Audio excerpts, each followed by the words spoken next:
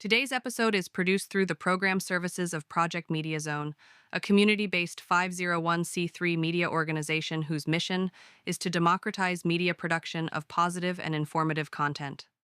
Olinville, even the Gun Hill, from Freeman Street to Prospect Avenue, Fordham Road, Cobb City to Elder Avenue, Valley Park, Eaton Wall to Bronx River, Bronx Deal, Soundview, S-Bar, baby. I'm boogie down like this Choke King Mario within the playground. Hey everybody in podcast land, it is thrilling to be with you once again. I'm Gary Axelbank, and I'll introduce our guest in a moment. We are now the second show of our third year. I actually made a note. It is episode 26, and our usual cast of characters are here. It is Elliot Glick from The Artist. Thank you for joining us. George Williams is our technical director. And, of course, the Bronx Music Podcast with Gary Axelbank, that's me, is produced through the services of George's nonprofit, Project Media Zone. And let's get a little round of applause for Project Media Zone. We are coming to you. We're being recorded live from The Artist. And our guest today, I said we're surrounded by the usual characters. She's a bit of a character. Ladies and gentlemen, it is Mizzie from The X. Hi. And for the uninitiated, should we just tell them The X refers to our hometown of the borough of the Bronx? Why did you say, I'm not going to just be a Mizzie from somewhere or from New York, but you wanted to be from The X? What is it about The X, the BX? So that's my home. That's where I was born and raised. I haven't ever lived in any other borough. I've moved within the Bronx, but I went to school in the Bronx. I was born and raised around Bedford Park, around Lehman College. And it's really had a big influence in my music since the Bronx is the birthplace of hip hop. I really just wanted to have that representation. You started creating in your mind beginning when? When you were 2, 5, 10, 12, 15? It was, going to high school. Where'd you go to high school? I went to Intech Academy. Intech. There you go. Yeah, it was right next to what used to be Kennedy campus. Of course. By 231st Street, by the 1 train. I know exactly where it is. But let's go back to my question. So what is it? What was it? Was there a moment that you said, you know what? I got to express. I got to do my thing. I've been this expressive since I was a baby. Really? According to my parents and my mom, she says that I love to perform. I was always very creative and theatrical. I like to sit the house guests down and do a dance or a little song for them. I was always participating in my school talent shows, plays, and then I always wrote like my own poems and songs, but I started really writing my beats when I was in high school. Okay, but I'm really sorry. We're gonna get there. But I wish that we had, I wish I could show some of those family videos of you playing, or when they were all clapping when you were in the school plays.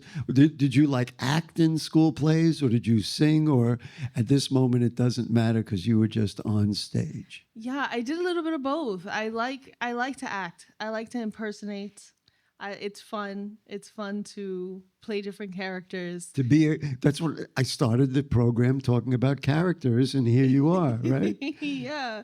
It's like, I feel like with music, I'm also kind of playing a different character. I'm kind of tapping into this alter ego of mine, this higher presence, when I am Mizzie from the X, because myself, outside of my artistry, I'm very shy. Oh, yeah. She just cracked me up. You're very shy. I get that. Okay. Yeah, but when I'm like Mizzie, it's so much easier to be like, okay, I'm performing right now. I'm doing a song. I'm telling a story. So it's a lot easier to get into that character. I'm a lot older than you, and my music culture, my growing up music culture is different from yours. But what you just said was a lot of David Bowie. That right? You're familiar with? That's what it's about. He created a character, and you told me this story, and I deliberately didn't memorize it because I wanted you to tell it here. How did you become Mizzie? So This is a good one. This is good. This is the good. way I became Mizzie, I was an elementary school teacher for a year, about 2 years, a year and a half. I taught third, second, and first. And instead of having them call me by my last name, my first name starts with a Z. So they would call me Miss Z, but they would call me so much, and then it would sound like Mizzie, Mizzie, Mizzie. And I love the kids so much that when I left, they really kind of inspired me and influenced me. I learned so much from the kids about creativity and being your authentic self that I had that name in my mind and it didn't leave. So that's how Mizzie came about. And then I added from the X. And I love how these conversations kind of resolve themselves.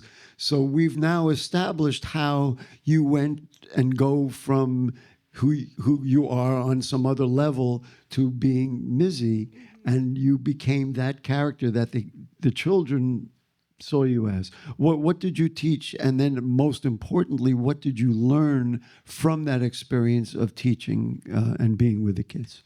I was the homeroom teacher, so I taught multiple different subjects. I taught like ELA and math, but mostly I focused on small group. So like smaller group math circles and things like that, helping them break down and differentiate for the students, which I really enjoyed. And they are just so authentically themselves. They're not embarrassed to do things, to say things, to ask They're not questions. shy like Mizzie is shy. They're not shy like me. Yeah. And being around them was really eye-opening because I'm like, when you grow up after a certain age, you start thinking too much about how you're viewed. And when you're a kid, you're just existing in your happiest place. And I want to have that mentality. And boy, oh boy, we really have gotten to the core of this within the first 7 minutes of this program, because you want to be that character. And then I'm going to go one step further, and then doing the music that you do, and we'll talk about all that. Then ultimately, you use that as the vehicle to communicate that. Yes. Absolutely. There you go. All right, that's it. Good night. We got where we needed to go. And so then, did you listen to music? Did you listen to the radio? What was it that made you say, "Hey, I got to do this"? So a lot of the people in my family were very musically involved. My grandpa played many instruments, and my dad used to write, and he knew a lot of the rappers when they were growing up around the neighborhood, so he would write with them. He's a Bronx guy? Yeah, born and raised as well. And so he introduced me to a lot of the artists that influenced my sound, like Method Man, Redman, even the metal music that I got into. My dad kind of started me, introducing me with that. I want to emphasize, so that we say she started out in heavy metal. Yes. I was the vocalist of my former band, Dishonest Escape, for 11 years. Dishonest Escape, lady. I'm just repeating it for emphasis, okay? No worries. Okay. For It's my 11 job. years. And so I was influenced a lot by hip hop for my metal sound. And funny enough, I was influenced a lot from metal and like bands like Nine Inch Nails and A Perfect Circle and Tool for my hip hop. So it was kind of different genre. Let's break that down. I'm obviously very interested in this combination of this fusion, if you will. You know, they call jazz fusion, Latin fusion. This is in a way a hip hop fusion. Yes. What you told me about this beforehand, and I've been thinking about it. What is it about? We'll do two questions on it. The first one is, what is it about heavy metal music that inspired you as a high school student, a 13-year-old? 13-year-old. What was it about seeing that and hearing that inspired you for the future, that drove you? It felt so liberating. Liberating. Yes, cathartic. Like to be able to say all of your, some of it was positive, some of it was like the release of a lot of pent up energy and negativity, and being able to scream that and just let it out in the most rawest form was just very appealing to me. Like, because you don't always have the space to just scream. we hear now. Listen, as you know, I've interviewed people of all different kinds of music. When we talk about hip hop, when we talk about music that came from the Bronx, there's something in this culture out here that creates that inspires that, and you just expressed it. That the need to react to what I'm seeing. Do you want to articulate specifically what you were seeing, or what was it that you needed to react from? And my reason for doing that is because I believe that our music, and you are as much of our music as exists, comes from our streets. And what is that element in the streets or in our lives that pushes that? Did I make sense? Yeah. It was a lot of family issues that were going on, a lot of pent up things that I needed to process and heal, and a lot of things that were going on in my school and around me with other people, feeling like it was hard for them to speak up and hard for them to say what was on their mind. And because they saw a life around them that they couldn't define and couldn't get their arms around. Yes. Absolutely. How did I know growing up in the Bronx my whole life? How did I know? But yeah, this to me is such an important germ in our lives. Now, I've said this a million times in other formats and other places.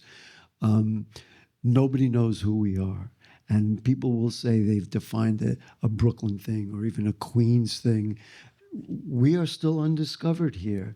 And that's what comes out in this music, and why Mizzie started with heavy metal, because, right? So now the second part of the question is, then what is, which seems such almost an obvious question, what is the relationship between your love for heavy metal and then what you heard from your father or others when hip hop came about? It's the rawness. It's the emotion behind it. It's the honesty behind the words and the feeling that you have put onto paper and being expressed. And I think it's poetry either way. Both are very poetic to me, at least. And I saw one as just more primal and one a little bit more intellectual. And now we'll go with one more. Wow, we're really getting into this. And so your music and your rhyming and the Bronx rhyming and all that stuff is an intellectual thing. Yes. And people who listen to it, they get lost in the what it looks like or the dancing or whatever. But there's real words coming out. Yeah. How did you learn to create those? Like, I was an English major. That's how I learned to do what I do. How did you learn that? Where did those words come from? I always loved to write. My favorite subject was also English. I used to write a lot of creative stories. We are Bronx brother and sister here. Okay, go ahead. Poems. I started with a lot of poetry in ELA class. 7th grade, I remember specifically my teacher being like, "These are insane poems. Like, you should write more." I was like, okay. And then that went on to like stories, and through stories I kind of combined the two and told stories through my songs, if not just train of thought, then situational. I'm just curious, just based on what you said, do you have like a whole pile full of stuff that are stories that one day you're going to look back and say, that wasn't too bad? I am consistently doing that. I'm consistently going back and looking or hearing. I can't wait what she's going to say tomorrow after this experience, but okay. Like, I'll make something, and then a month later, at first I'll be like, I can't stand this, and then I'll listen to it. I'm like, actually, I know exactly what I need to change to make it what I want it to be. So I've picked up the habit on never deleting or throwing out anything that I've made because looking back at it is going to influence something. And of course, you grew up in a different era than I grew up in. I did essentially the same thing, and unfortunately, I have a lot of paper. But you have your stuff is carefully digitally stored. Yeah, some of them are on notebooks, some of them are on paper. I like to handwrite. There's just a feeling that comes with handwriting your lyrics or handwriting your words. I don't know. I feel it more when everything is So you do written. have paper. I do. Wow, wow. That is amazing. Did you get any guidance along the way as a performer or as a musician? And we'll talk about production and stuff a little later on after people get to hear what you do. But did you get advice from somebody, or is it really full, organically grown? I've definitely always gotten feedback. Like I go to my dad and some of my friends, but he's the first person I think of when I make a new song or I write lyrics. I'm just like, what do you think about this? Like, what do you think I should change? Or What does he say? He's very honest, but Thanks, Dad. Boy, that's a Bronx dad, if you don't mind my saying. But I am one. He also enjoys what I do, and he's always giving me pointers. It's never like to tear me down. It's always to point me in a better direction. And I really enjoy his feedback because this is someone who has been around when hip hop came around, and having that kind of insight with the older influence and the new influence, like never forget where it started. So to have that and someone who's been there to give me that feedback, and also it's my dad, it feels great. Because you know that it's always coming with love. We don't even have to talk about it. Yeah. Does he perform? He used to, but not anymore. Okay. And do you ever like do a thing with him? I want to. We actually want to write a song together. I have one. He's written some verses. I've written some. So we'll see. We'll see. So let's just move it ahead a little bit. So you've put stuff together. Do you put out albums? What do you do to when you put stuff together? And then, ladies and gentlemen, stick around because she's going to do her thing. Yeah. So I write a lot. I create a lot of beats. I write a lot of songs faster than I can keep up with 9 times out of 10. But I am currently working on an album. I have 3 singles out right now, and it took me a while to get to how I wanted to organize the album, but I'm finally there. You're there. I'm there. You're not saying you're getting there. So where you have everything folks, you're going to hear 2 today. But go ahead. Everything is getting mixed and mastered at this time. Wow, that is really exciting. Yeah. I didn't realize we're right at the dawn of a new era. You must be excited about it. So let's do one. Yeah, okay? Absolutely. You want to hold the mic, or you want to do whatever you got to do? Let's get Elliot and George technically all ready. Do you want to introduce it? Yeah, so this first song is one of the songs that's going to be on the album. It's very reflective. It has to do with breaking generational curses and making a change, and it's called Mirror.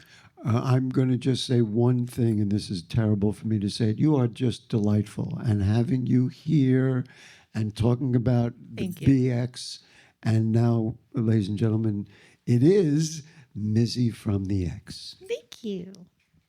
I don't have no speculation.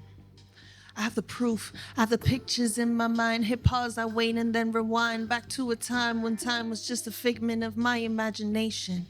Didn't have no limitations, ain't no competition to make it. But that's changed, and so have you, and so have I. And I was pressed, as I breathe, I reach within. I'm hesitant, trying to digest who the hell I am and what's the catch. Am I really the only one on your back? Am I really the only one who's gonna ask you to think about it and then think again? Am I doing too much or not doing enough?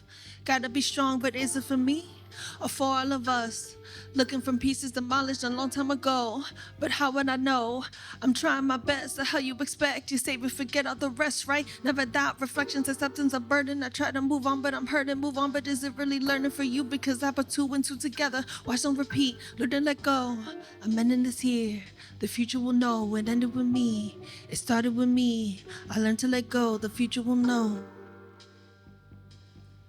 The future will know. It ended with me. It started with me. I learned to let go. Wow. Thank you. It's going to take me a moment to digest.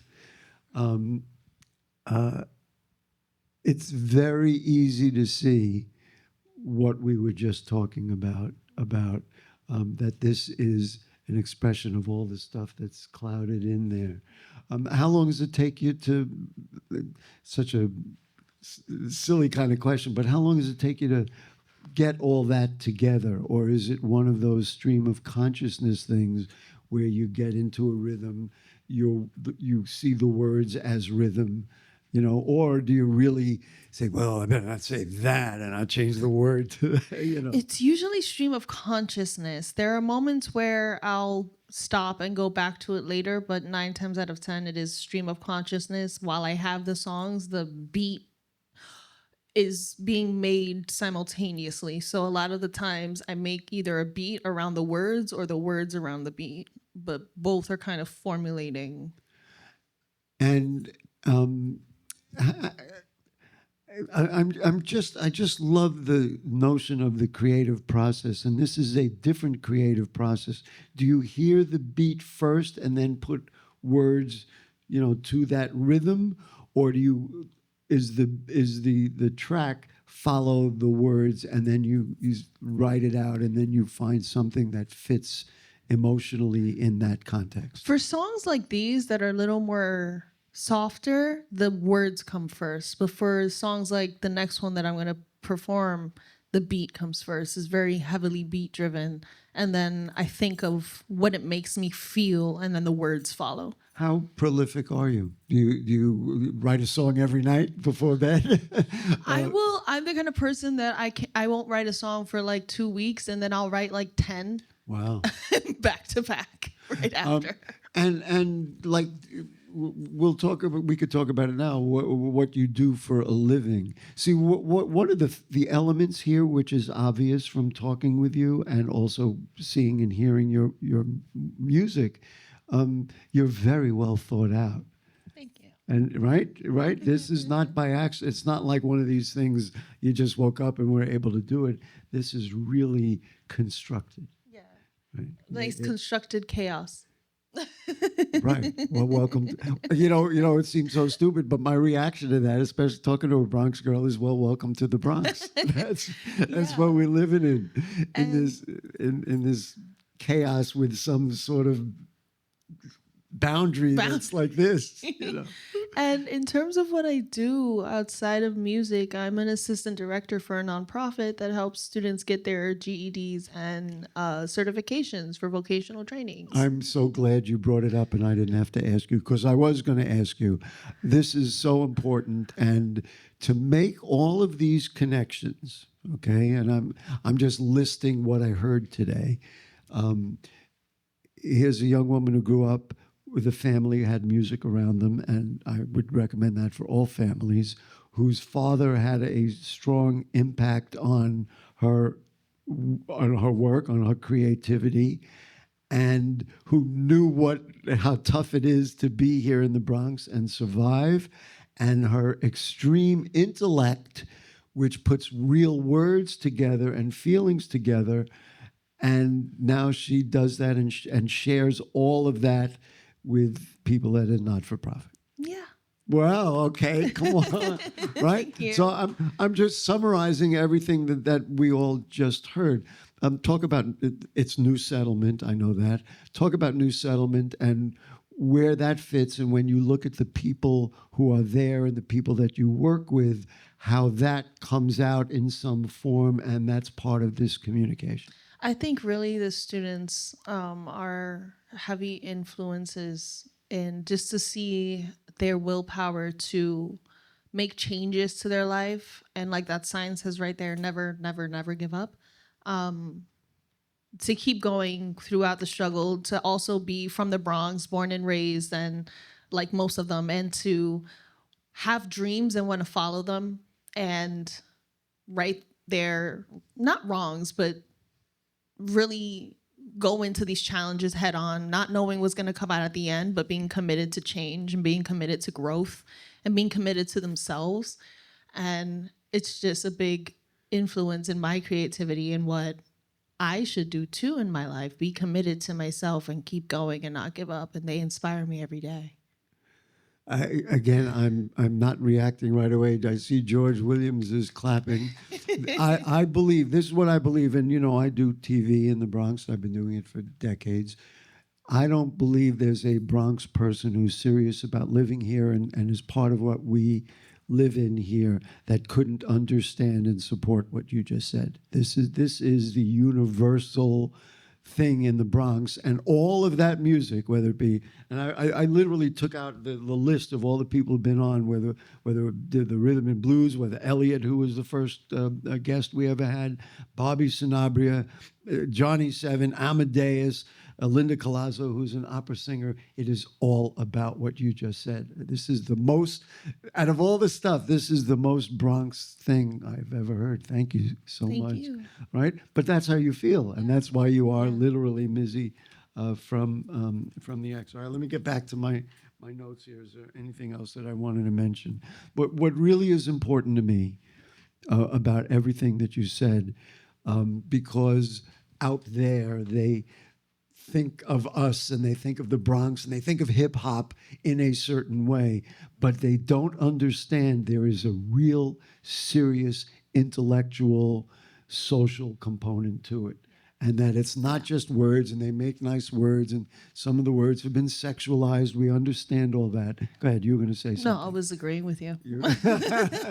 No, but it really is what it is. All right, do we want to get the next track? Are we ready? Are you ready? Yes. This one, the rhythm was first in this. The rhythm was first. And in then the this words came in. The other one, the words were first, and then the music.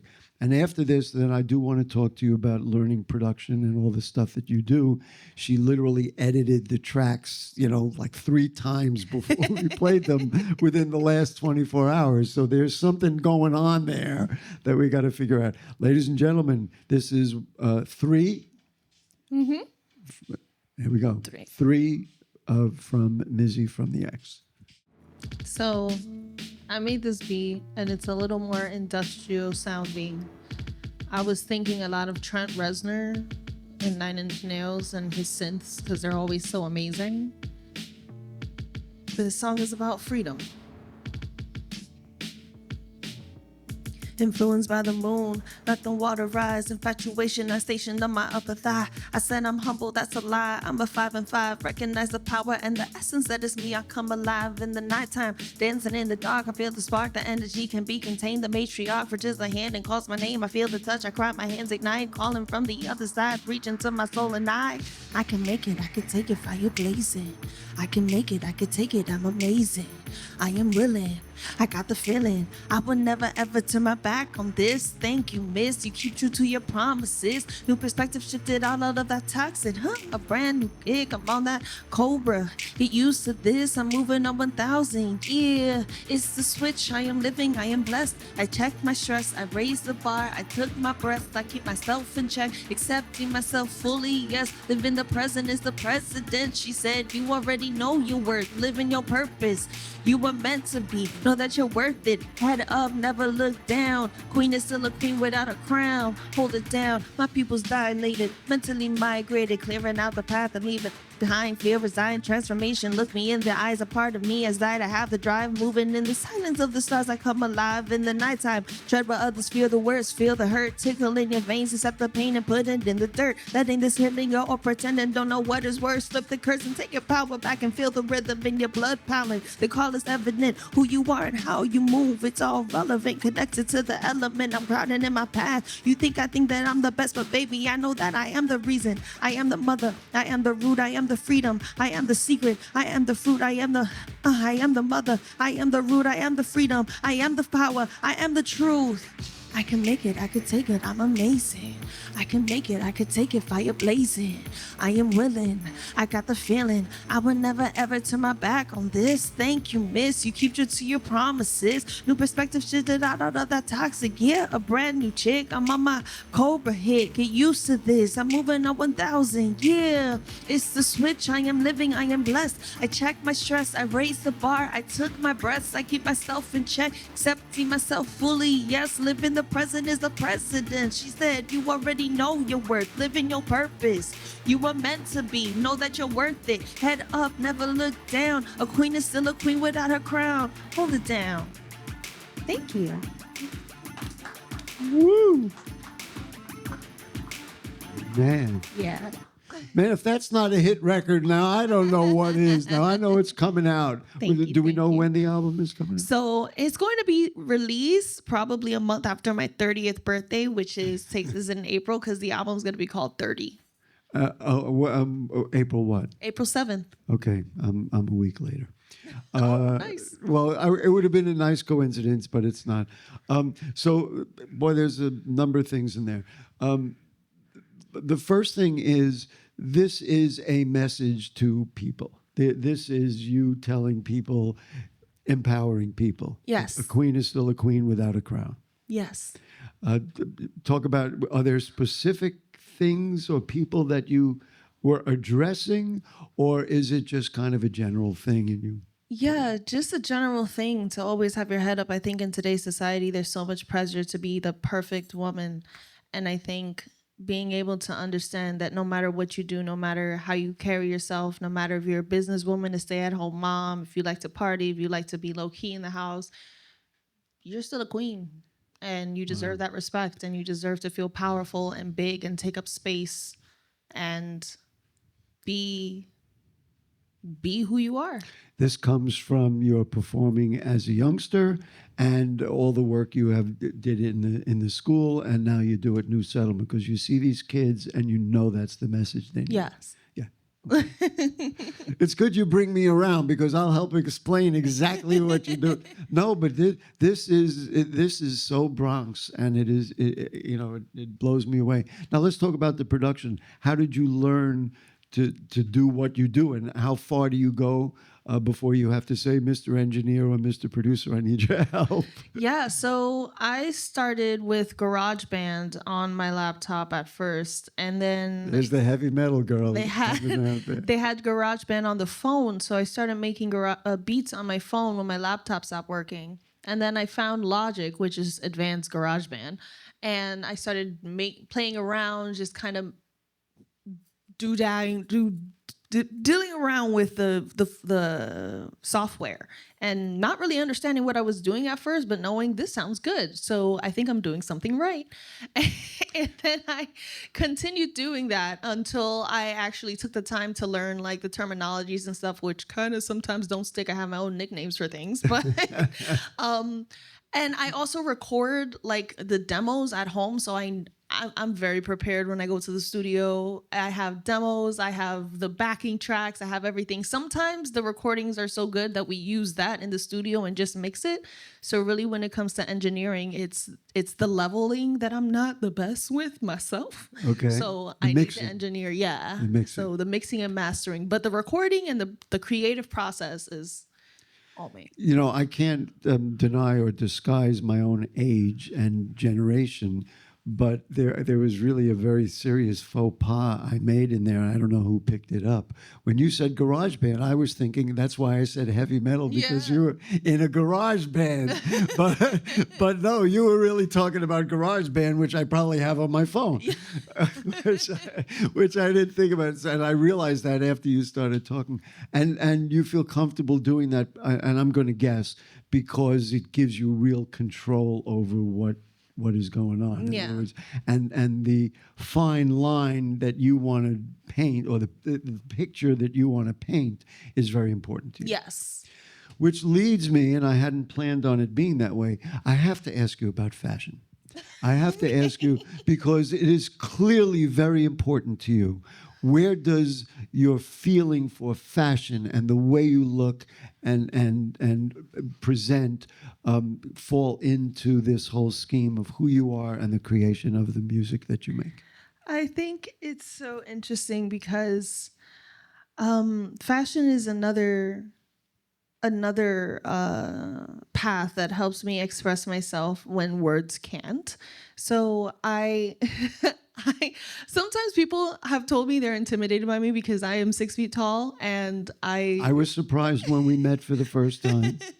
Doesn't bother me. I mean, hello. And I'm 6 feet tall. I have all these piercings. I used to scream in a metal band, so sometimes people will find me intimidating. But it's like I like to use vibrant colors and like kind of a maximalist approach to show people it's like I'm fun. I like to have fun. I like to be creative. I like matching and different patterns, and it speaks to the sound that I have. It's very a combination of everything. Carefully constructed. Yeah. Deliberately constructed. Yeah, this piece goes here. This is how this is going to pop. This is going to emphasize this.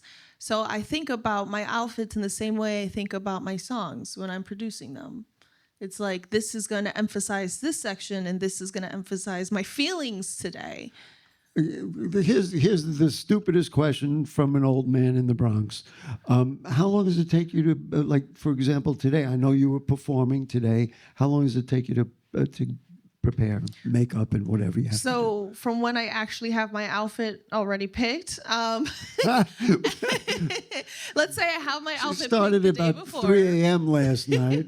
6 If hours I have my later. outfit picked already, then it takes me I would say about 2 hours in total for outfit and hairstyle and makeup. If I don't have my outfit picked, it might take a few more hours. Listen, you're entitled to live your life, baby. To do what you want.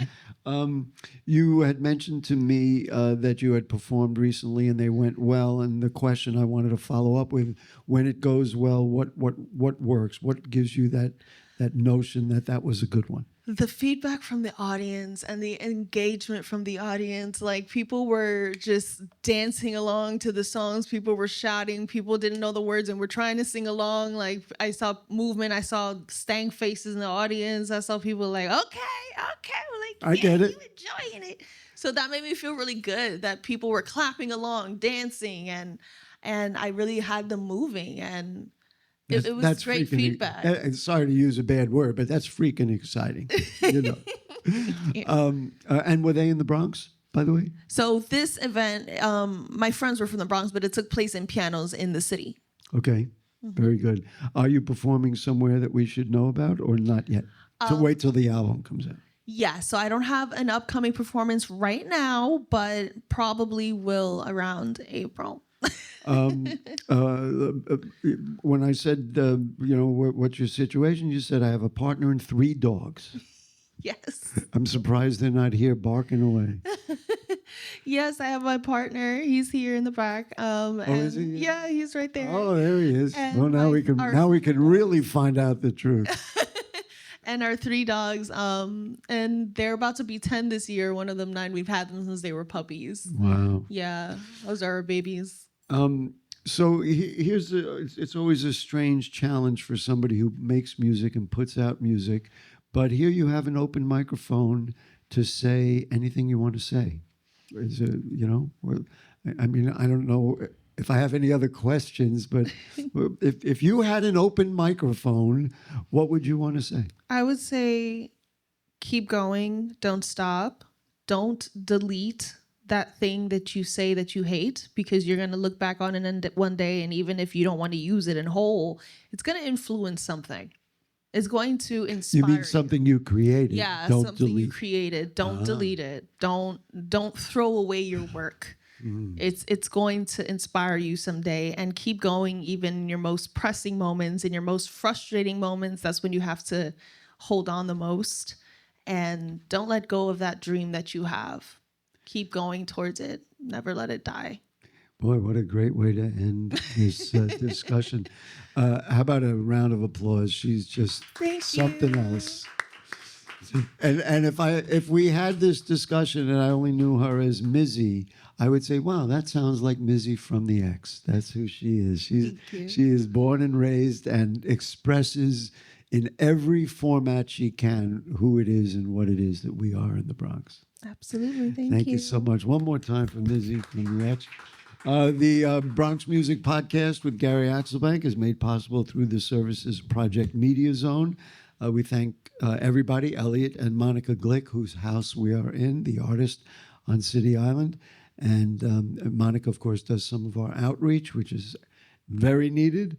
My buddy, I always say brother from another mother, my friend George Williams is a technical director, and he also is the brains behind Project Media Zone, which is such an important concept for the Bronx, using a not-for-profit to support worthwhile Bronx video and audio projects like these, and that's what George is committed to. My buddy Josh Cruz is our production assistant.